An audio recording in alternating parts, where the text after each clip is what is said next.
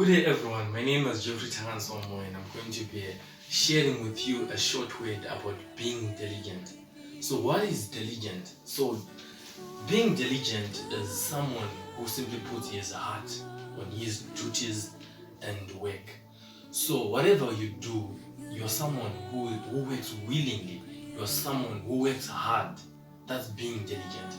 And diligent is a tool that everyone needs. And when I mean everyone, and when I'm talking about everyone, I'm talking about those people, those pastors, I'm talking about mothers, I'm talking about parents, I'm talking about brothers, even the youth, the students, a businessman, whatever you do. It may be the simplest job on earth, but whatever you do on this planet, you should be diligent. Because when you're diligent, it shows that you show more care. It means you show more time. You have that passion. You have that zeal to do your work. So I want to let's turn our Bibles to Proverbs chapter 13, verse 4. That reads, I'm going to be reading. This is NIV. The sluggard craves and gets nothing, but the desires of the diligent are fully satisfied. So what is this word telling us? It is simply telling us that the sluggard, these are people who are lazy. If you are lazy, that means you can have more desires. You can dream to have the biggest cars. You can dream to have all the Maseratis, all the BMWs. You can dream to have a mansion or a house. But when you are lazy, listen, you get nothing. That's what the Bible is telling us. So God is simply telling us the secret, the prize of being diligent. When you are diligent, it reads, the desires of the diligent are fully satisfied. The desires of the diligent people, they meet up with God, and God has a prize for us, and that prize is to make us rich. If you read the Amplified Bible, it tells you that when you are a diligent person, God will reward you by making you rich, and you will successfully obtain something that other people doesn't have. And what is that? Having your needs, your desires, they will be put to you abundantly. So this is a result that when you're a diligent person, you're someone who has everything in the world. That's what the word is telling us. So I'm going to go with you on how to be diligent. So as a person who needs to be diligent, as a person who wants to be diligent, there are key terms that you should do in order to be diligent. So in order to be diligent, firstly, you should put God first. Let's put God in whatever you do. What do I mean when I'm saying that? Let's put God first.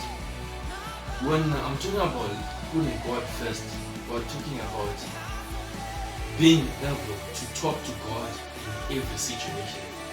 Whatever need, whatever anything that is bothering you should be able to call God. God, I'm in this situation. God, I don't have money to pay for this. God, I don't even know what to do now. God, that's putting God first. And as long as you do that, that's my first point on how to be diligent.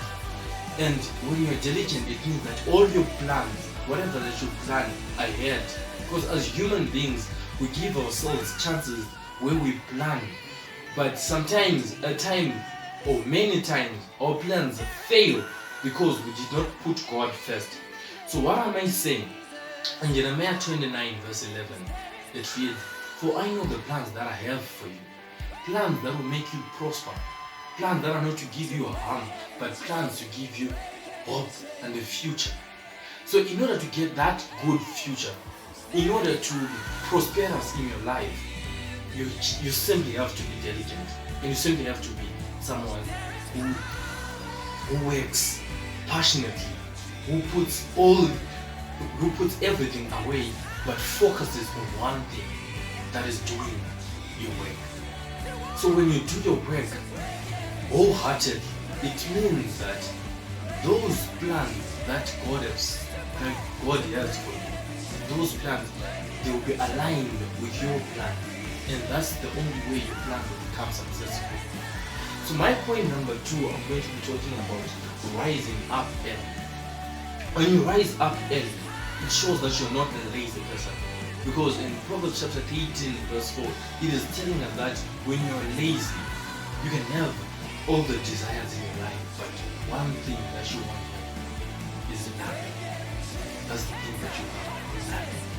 So, what am I saying to you? Let's turn our Bibles to Proverbs chapter 6 verse 10. It reads, a little slip, a little slump, a little folding of hand, poverty will come to you like a thief, and your need will come to you like an armed robber, an armed man. So this is simply telling us, this is God confirming to us that laziness is the least thing that He doesn't want in His life, in your life. So, as human beings, there are times where we want to take that blanket. We don't want to rise up. We don't want to go anywhere. But why? Where does this leave us? It leaves us in a situation where we are people who are lazy, and it leaves us in a situation where we are going to get nothing at the end of the day. So, in order to be a diligent person, you have to wake up, you have to rise. In order to be someone who works wholeheartedly, who works with passion, you are someone who have to look at what this verse is telling us. A little sleep, a little slumber, a little folding of hands to rest. Poverty will come to you like a thief. So this is a thief that comes when we are not even looking. A thief that comes because we are lazy. The moment you become lazy, it means there is going to be a thief. And that thief's name is called poverty. So God has promised that He prepares a table before us in the presence of our enemies. He has promised that He is able to do exceedingly abundantly above all that we can ask for. Right? And He has also promised that even mercy and goodness will follow us all the rest of our lives. And like I said in Jeremiah 29 verse 11, God has plans for us. But whatever those plans that you've planned with God, you've set aside those plans, and those plans have aligned together with God's plans, and you're already leading to a successful life. But the moment you're in bed, the moment you're being lazy, the moment you continue sleeping, the moment you continue resting, the moment you just slumber in bed, that's the moment a thief will come. Whenever a thief comes, he comes in the evening. He comes when you're not even concentrating. He comes when you don't see it. Why? Because you're lazy. Why? Because you're sleeping. That moment, that's when that thief called poverty will come to you and snatch everything that you have planned with God. So we should be diligent. And I'll continue. Third point, in order to be a diligent person, you should be able to believe that whatever you do, in everything that you do, you should believe that God is your master, God is your boss. You're not doing this for men. In Colossians chapter 3 verse 23, it reads, do it wholeheartedly as it the Lord and not to men, and bet the faith that you have. What am I saying to you? If you believe that God is your master, you're going to have that faith that God is victorious and you're going to succeed. But in order to succeed perfectly, you need God first. In order to succeed perfectly, you need that extra reminder, you need that extra movement that is moved by the fact that your boss is the bosses of all bosses. So this is my word today. Be diligent. And in order to be diligent, you should believe that God is your boss. And the moment you believe that God is your boss, it means that you're always going to succeed.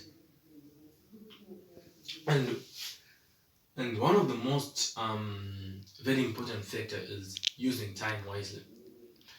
If you use your time wisely, that means you can overcome procrastination. So whatever you do, set your goals in order. Set your goals not just in order, but set your goals with time. Because period, whatever harvest you do, if you check in Leviticus 26, God tells us that you should plant, we should continue growing our wheat, and He's going to give us the rain in its season. And after that, we're going to harvest. And we have more and more and more harvest. That sometimes we won't even be able to continue storing up because our rooms will be packed with our harvest. This can only be done when you're diligent, when you work diligently. So this is my word to you. And my advice to you is be like Joseph.